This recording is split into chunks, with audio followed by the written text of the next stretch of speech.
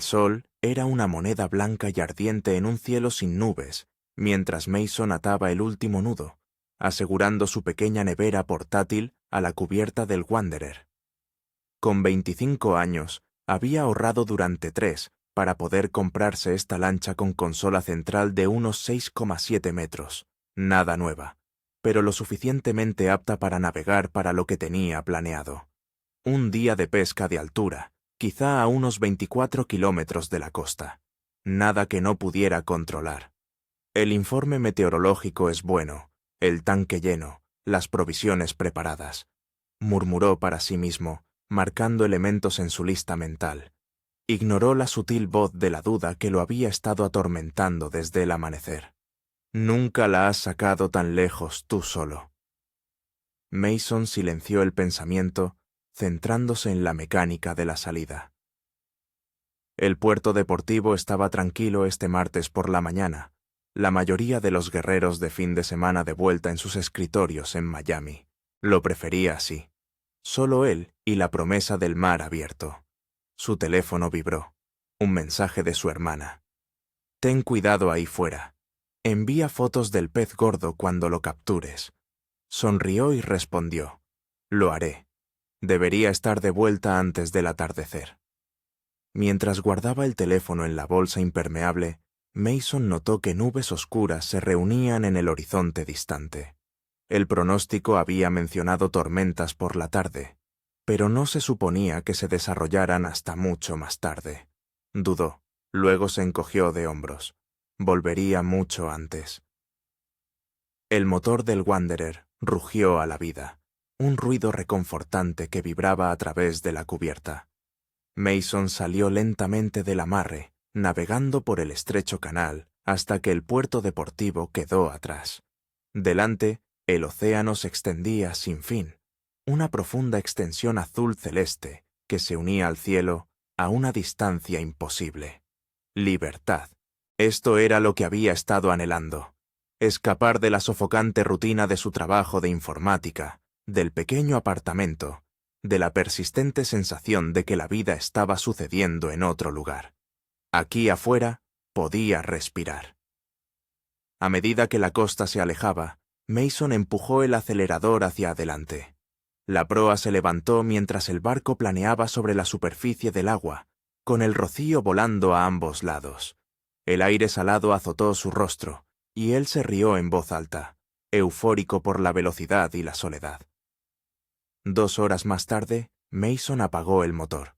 El repentino silencio fue profundo, interrumpido solo por el chapoteo de las olas contra el casco y el lejano grito de las aves marinas.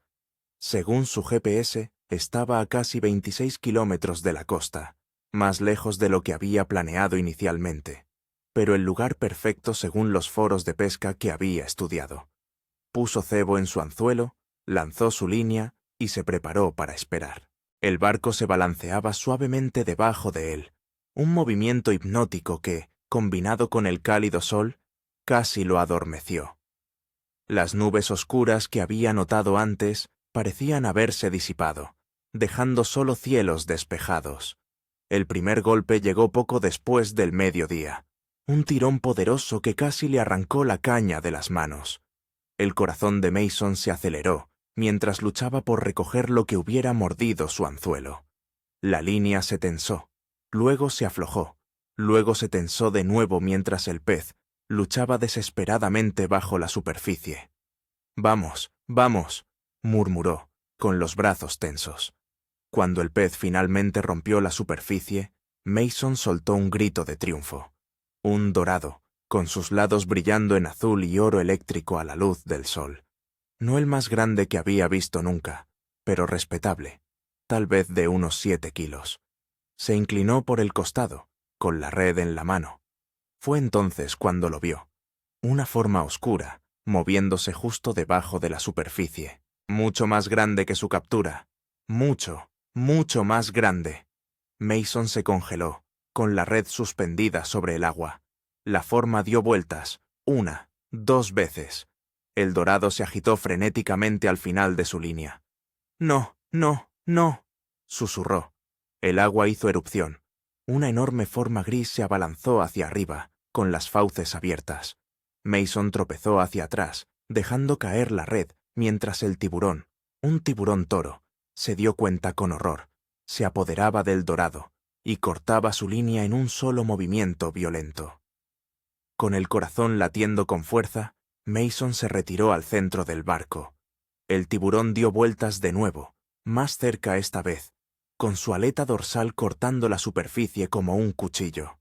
Medía fácilmente unos 3,6 metros de largo, con una circunferencia tan gruesa como un barril. «Vete», dijo Mason, su voz apenas audible incluso para él mismo. «Por favor, vete». El tiburón se sumergió, desapareciendo de la vista. Mason escaneó el agua desesperadamente, girando en un círculo completo. Nada. ¿Se había ido? El impacto llegó sin previo aviso, un tremendo golpe desde abajo que levantó el lado de estribor del barco. Mason salió despedido, golpeándose la cabeza contra la borda con un crujido espantoso. Las estrellas explotaron en su visión mientras se desplomaba sobre la cubierta. El Wanderer se balanceó violentamente, con el agua salpicando por los costados. Mason luchó por ponerse de rodillas, con sangre goteando por su sien. El tiburón embistió el barco de nuevo, esta vez con la fuerza suficiente para agrietar el casco de fibra de vidrio. El agua empezó a entrar a raudales por la brecha. Mason se abalanzó sobre la radio, tanteando el dial. «Mayday, Mayday. Esta es la embarcación Wanderer, aproximadamente a 26 kilómetros al este de Miami. He sido atacado por un tiburón. El casco está roto. Estoy haciendo agua. Repito, estoy haciendo agua». Estática le respondió. Lo intentó de nuevo, con la desesperación marcando su voz. «¡Mayday! ¡Alguien! ¡Necesito ayuda inmediata!». La embarcación escoraba fuertemente ahora, con la cubierta inclinada a unos 30 grados. Mason podía ver al tiburón dando vueltas, sus movimientos deliberados, depredadores. La criatura embistió el casco de nuevo, y esta vez Mason oyó el crujido espantoso de la fibra de vidrio, cediendo por completo. El agua entraba a raudales, más rápido de lo que las bombas de achique podían manejar. Mason agarró su chaleco salvavidas, con las manos temblando tanto que apenas podía abrochar las correas. Su kit de emergencia. ¿Dónde estaba su kit de emergencia? Ahí, debajo de la consola central. Se abalanzó sobre él, pero la embarcación se movió repentinamente, lanzándolo contra un lateral. El Wanderer se estaba hundiendo. Mason se aferró a la borda mientras el mundo se inclinaba a su alrededor. Su nevera portátil, su caja de aparejos y todo lo que no estaba asegurado se deslizaron al agua. El motor tosió y murió cuando el agua de mar inundó el compartimento. Con un último gemido de la fibra de vidrio tensada, el Wanderer se volteó por completo, lanzando a Mason al océano. El choque frío de la inmersión le robó el aliento. Salió a la superficie, jadeando. El sabor de la sal era amargo en sus labios. El casco de la embarcación brillaba blanco a la luz del sol, con aire atrapado debajo que lo mantenía parcialmente a flote. Del tiburón no había rastro, pero Mason sabía que estaba allí, en algún lugar de las profundidades azules debajo de él. La costa estaba a unos 26 kilómetros. 26 kilómetros de océano abierto, con la noche acercándose y un depredador acechando. Mason comenzó a nadar. La primera hora fue pura adrenalina. Mason nadó con energía desesperada, sus brazadas poderosas y rítmicas, los ojos escudriñando constantemente el agua a su alrededor. El Wanderer volcado retrocedía a sus espaldas, convirtiéndose en una mota blanca y luego desapareciendo por completo. Había tomado la decisión de dejarlo atrás. Quedarse significaba esperar a que el tiburón regresara, y la embarcación se estaba hundiendo de todos modos, ofreciendo poca protección. Su chaleco salvavidas lo mantenía a flote, conservando su energía, pero el corte en su sien latía al ritmo de su corazón. La sangre se había secado en el lado de su cara, tirando de su piel cuando giraba la cabeza. Intentó no pensar en si la sangre en el agua podría atraer a más depredadores. El sol comenzó su descenso hacia el oeste, la luz cambiando de un blanco áspero a un ámbar dorado. Mason se detuvo, manteniéndose a flote, para orientarse. La costa era invisible a esta distancia, pero sabía que se encontraba al oeste. Se orientó por el sol y continuó nadando. A la segunda hora, el cansancio comenzó a hacer mella. Sus brazos se sentían pesados como el plomo. Los hombros ardían con cada brazada. Su boca estaba reseca, los labios agrietados por la sal y el sol. Lo peor de todo era la creciente conciencia de su aislamiento, el vasto vacío que lo rodeaba, la insondable profundidad debajo. Cuando se detuvo a descansar, flotando de espaldas, el silencio era absoluto. «Sigue adelante», se dijo a sí mismo, con la voz áspera. «Solo sigue adelante». La tercera hora trajo la primera alucinación. Una embarcación distante que, cuando parpadeó, se resolvió en nada más que un juego de luces en el agua. La decepción lo aplastó más a fondo que la fatiga. Había estado tan seguro. «¡Ayuda!», gritó de todos modos con la voz quebrada. «¡Ayuda!». Su grito resonó a través del océano vacío y se desvaneció en la nada. Cuando el sol tocó el horizonte, pintando el cielo en violentas vetas de naranja y carmesí, Mason se obligó a evaluar su situación objetivamente. Había estado nadando durante casi 4 horas. A su mejor ritmo, podría haber recorrido 5 o 6 kilómetros, dejando 19 kilómetros o más hasta la orilla. La noche estaba cayendo. Sus músculos se estaban acalambrando por el esfuerzo y la deshidratación, y algo lo estaba siguiendo. Lo había notado por primera vez hacía 1 hora. Una sombra en el agua, manteniendo el ritmo a unos 27 metros detrás. No era el tiburón toro, pensó, sino algo más, algo paciente. Las primeras estrellas aparecieron cuando la oscuridad reclamó el cielo. Sin el calor del sol, la temperatura del agua bajó notablemente. Los dientes de Mason comenzaron a castañetear. La hipotermia era un riesgo real, incluso en estas aguas relativamente cálidas, si permanecía sumergido toda la noche. Una ola golpeó su cara, llenando su boca de agua de mar. La escupió, pero no antes de saborear la sal, un cruel recordatorio de su creciente sed. Su estómago se contrajo con hambre. «Piensa», murmuró. «Piensa, nadar durante la noche agotaría la poca energía que le quedaba. Necesitaba descansar, conservar fuerzas para continuar al amanecer. Pero, ¿cómo se descansa en mar abierto?». Mason se ajustó el chaleco salvavidas, colocándolo para sostener su cabeza y la parte superior del cuerpo. Flotaría, decidió. Se dejaría llevar por la corriente mientras mantenía el movimiento justo para mantener su temperatura corporal. La oscuridad se volvió absoluta cuando las nubes oscurecieron las estrellas. Mason flotaba, solo en un vacío de agua negra y cielo negro, el límite entre ellos indistinguible. El tiempo perdió su significado. ¿Había estado flotando por minutos u horas? ¿Se estaba moviendo siquiera en la dirección correcta? Algo rozó su pierna, un ligero toque, allí, y se fue. Mason se enderezó de golpe, con el corazón latiendo con fuerza. «¡Aléjate!», gritó a la oscuridad, con la voz débil por el miedo. Otro toque, más deliberado esta vez. Algo sólido chocó contra su pantorrilla. Mason dio una patada salvaje al aire, sin conectar con nada. El agua a su alrededor parecía cobrar vida con el movimiento. Pequeños peces, cientos de ellos, se movían rápidamente a su alrededor y debajo, sus escamas a veces reflejando la escasa luz de las estrellas que penetraba las nubes. Un cardumen, se dio cuenta Mason, un banco de peces pequeños agrupados para protegerse. ¿Protegerse de qué? La respuesta llegó con una repentina y aterradora velocidad. El agua estalló a unos 18 metros de distancia, cuando algo enorme rompió la superficie, atrapando un bocado de los peces más pequeños antes de volver a caer. La salpicadura empapó a Mason, que se quedó paralizado por el terror. No es un tiburón. Peor, en cierto modo. Una manada de delfines cazadores. En circunstancias normales, los delfines no representaban una amenaza para los humanos. Pero estos estaban alimentándose, excitados por la caza, y Mason estaba en medio de su territorio de caza.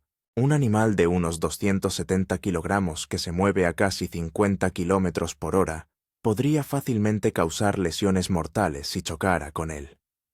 Otro delfín saltó, más cerca esta vez. Mason podía oír sus clics y silbidos mientras se comunicaban, coordinando su ataque al cardumen. Necesitaba moverse, ahora. Luchando contra el agotamiento, Mason nadó perpendicularmente al frenesí alimenticio, desesperado por alejarse de la zona. Sentía los brazos como hormigón, las piernas apenas respondían a las órdenes. Los delfines continuaron su caza detrás de él. Sus chapoteos se desvanecieron gradualmente a medida que ponía distancia entre ellos. Cuando ya no pudo oírlos, Mason se detuvo, una vez más flotando de espaldas. Su respiración salía a bocanadas irregulares. Las nubes se habían aclarado lo suficiente como para revelar una luna creciente, que proyectaba una luz tenue sobre la superficie del agua. Algo afilado le pinchó el hombro. Mason gritó, girándose para encontrarse cara a cara con una pequeña medusa translúcida. Sus tentáculos le rozaron el brazo, dejando rastros de dolor ardiente. La sacudió, pero el daño estaba hecho. Ya le estaban saliendo ronchas en la piel, quemando como si lo hubieran marcado a fuego. «Perfecto», jadeó. «Simplemente perfecto». El dolor de la picadura de la medusa lo mantuvo alerta durante las horas más oscuras de la noche. Sus pensamientos se volvieron cada vez más incoherentes a medida que la deshidratación y el agotamiento hacían mella. Pensó en su hermana, preguntándose si ya se habría dado cuenta de que estaba desaparecido. En su contrato de alquiler, ridículamente, que caducaría si moría allí. En el sándwich de atún que había metido en la nevera portátil y que ahora yacía en el fondo del océano. El amanecer encontró a Mason delirante, con los labios hinchados y agrietados, la piel quemada por el sol ampollada en las mejillas y la nariz. Las picaduras de medusa en su brazo habían formado una roncha roja e inflamada de 15 centímetros de largo. Pero estaba vivo. Había sobrevivido a la noche. Con la primera luz, Mason se orientó de nuevo y empezó a nadar hacia el oeste. Sus brazadas eran débiles, descoordinadas. Cada movimiento enviaba puñales de dolor a través de los hombros y la espalda, pero siguió adelante.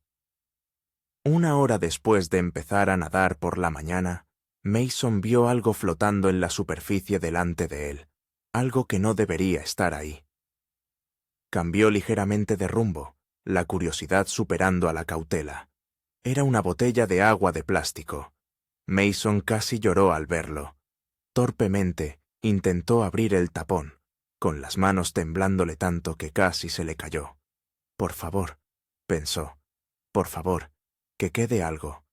Quedaba un trago de agua, tibia, rancia, pero lo más dulce que Mason había probado en su vida.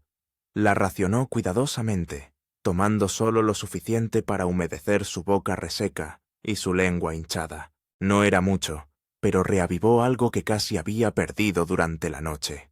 Esperanza. Donde había una botella, podría haber más escombros. Donde había escombros, podría haber rutas marítimas. Donde había rutas marítimas, podría haber barcos. Mason metió la botella vacía en la cinturilla y siguió nadando, con los ojos constantemente escaneando el horizonte. El sol subió más, su calor se volvió opresivo una vez más. Le dolía la cabeza, la visión a veces se nublaba, signos de deshidratación severa. El mediodía trajo otro descubrimiento, un gran trozo de madera a la deriva, de color gris desgastado por el sol y la sal. Mason se aferró a él agradecido, aliviando sus músculos agotados de la carga de mantenerlo a flote.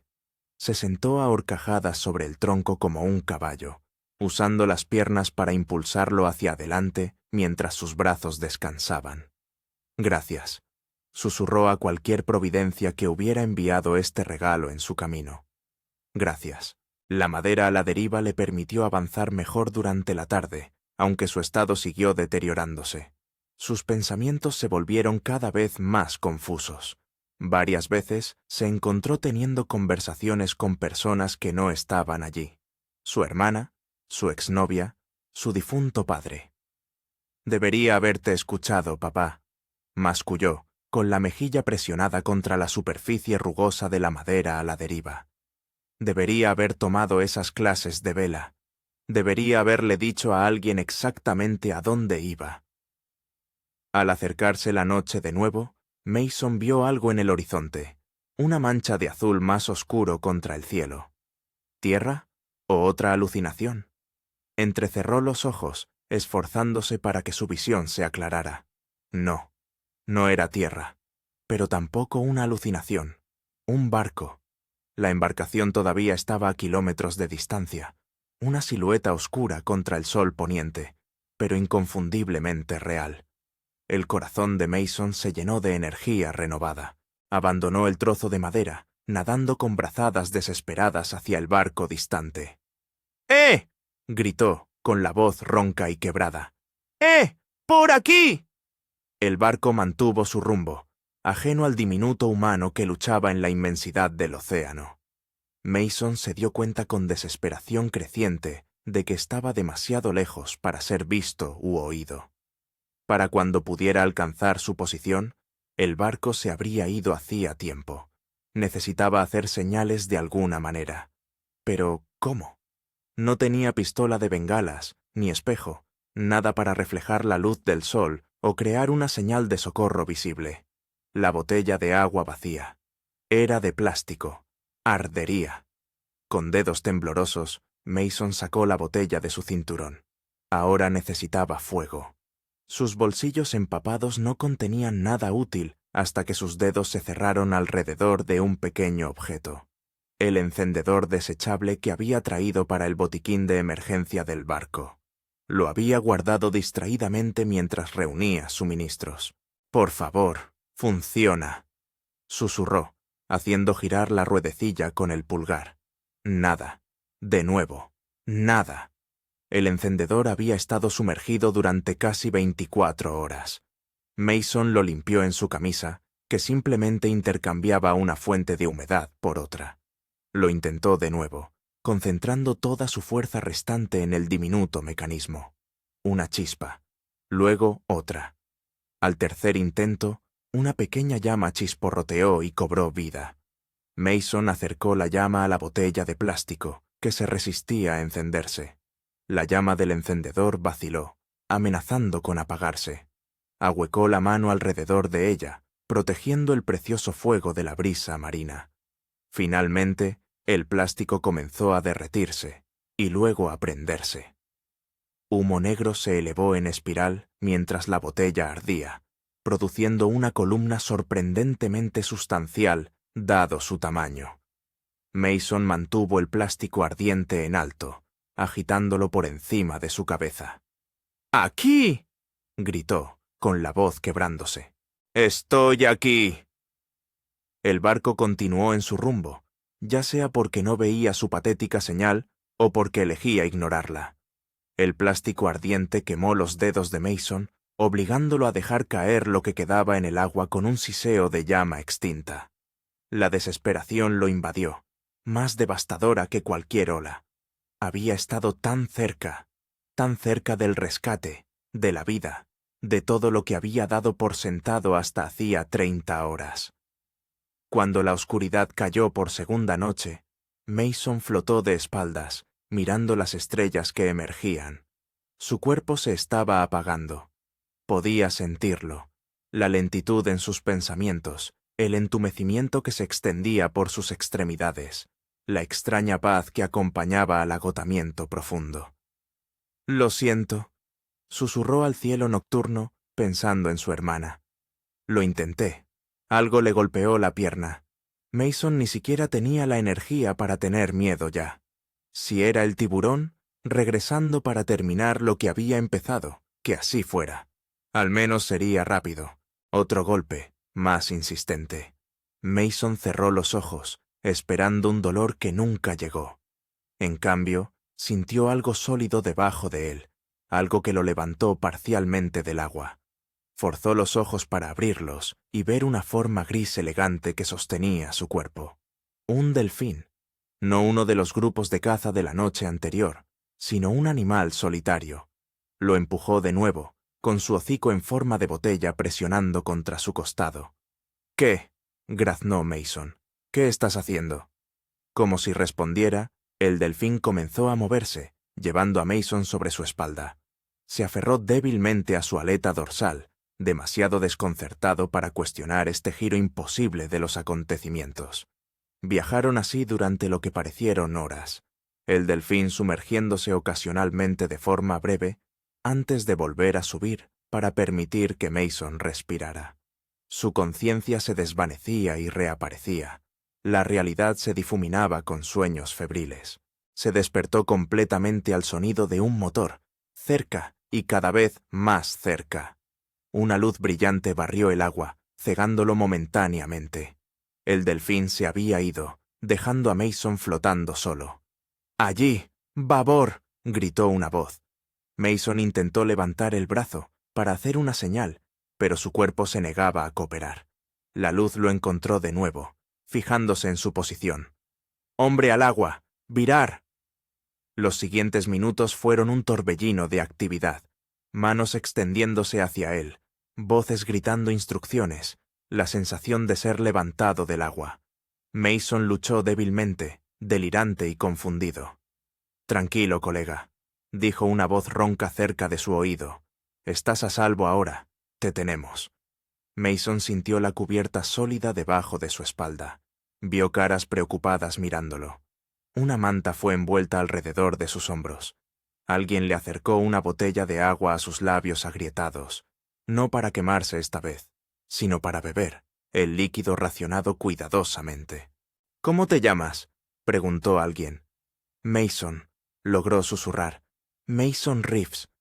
«Bueno, Mason Reeves, eres el hijo de puta más afortunado que he visto en mi vida», dijo el capitán, agachándose a su lado. «Normalmente no tomamos esta ruta. Una tormenta en el norte nos obligó a desviarnos. Si no hubiéramos visto tu fueguecito». Mason intentó explicar lo del delfín, pero sus palabras eran confusas, incoherentes. El médico del barco lo estaba examinando, revisando sus pupilas, su pulso. Deshidratación severa, quemaduras de 2º grado, posibles picaduras de medusa, principio de hipotermia, informó el médico. «Necesita un hospital, pero vivirá». Vivir. La palabra resonó en la mente de Mason mientras la consciencia comenzaba a desvanecerse de nuevo. Viviría. Mientras la oscuridad lo reclamaba, el último pensamiento de Mason fue el océano abierto. Hermoso, implacable, lleno de peligros y maravillas que nunca había comprendido realmente hasta ahora.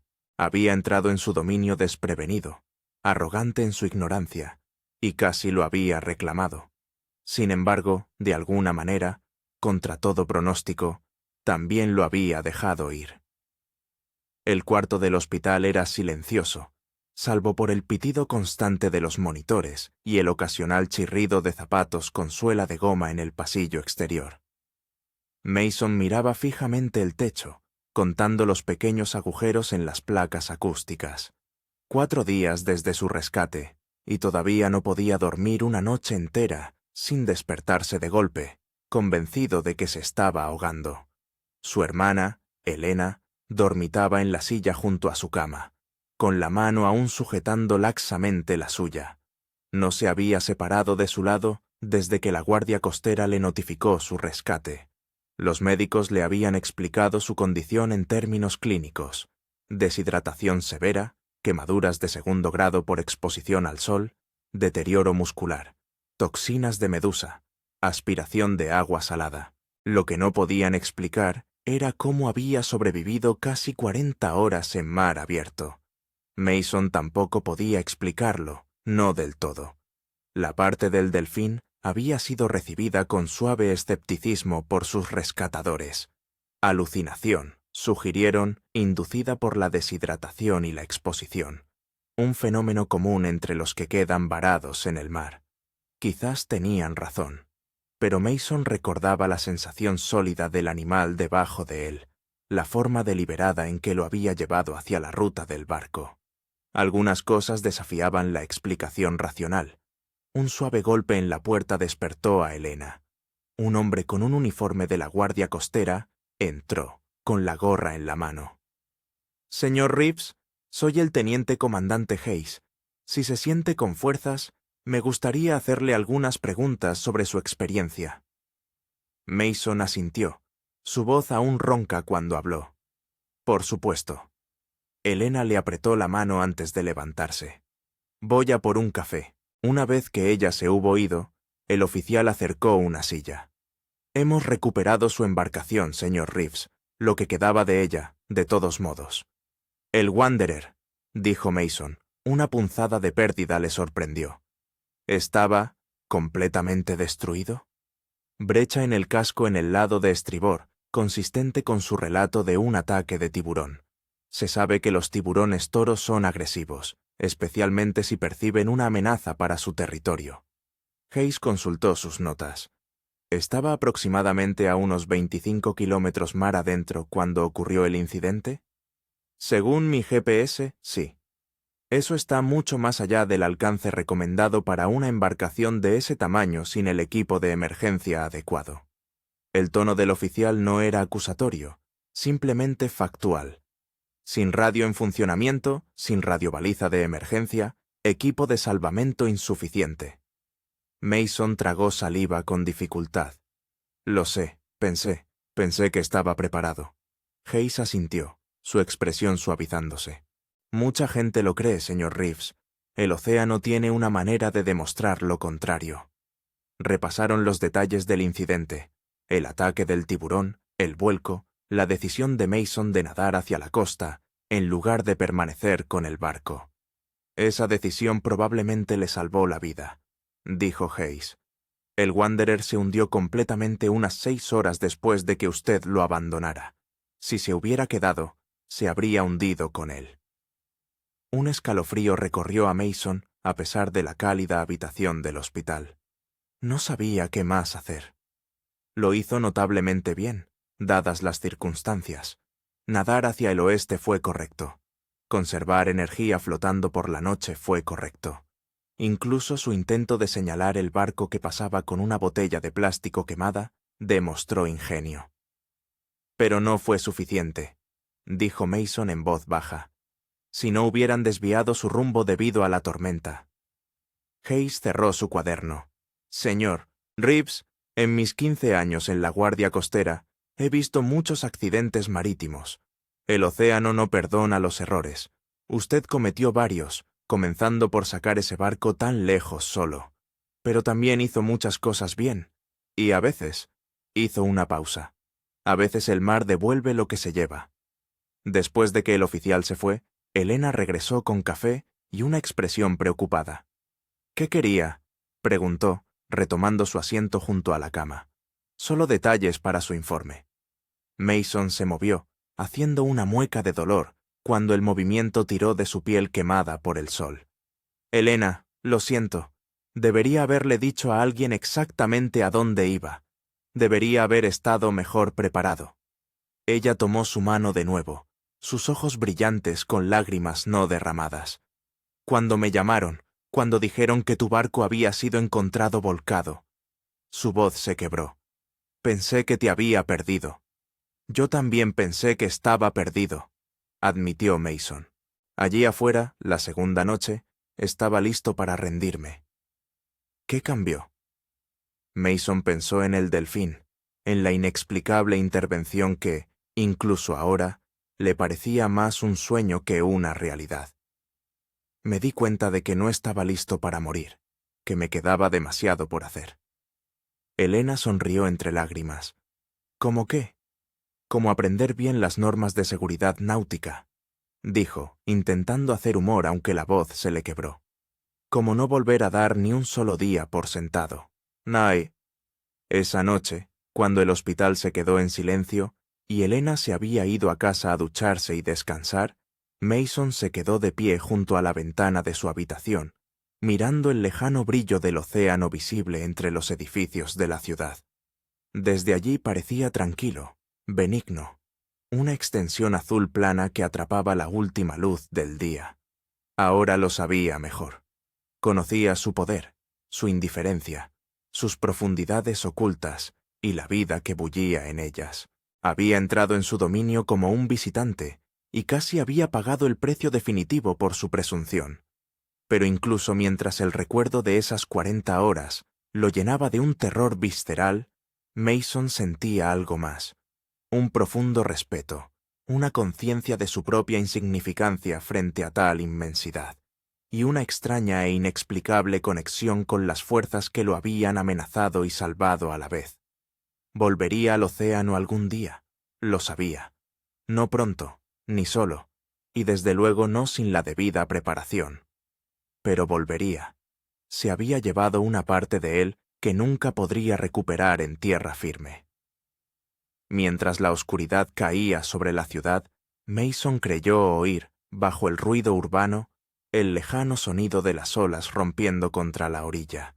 Un ritmo tan antiguo como el tiempo, un recordatorio de que algunos viajes nunca terminan realmente, sino que simplemente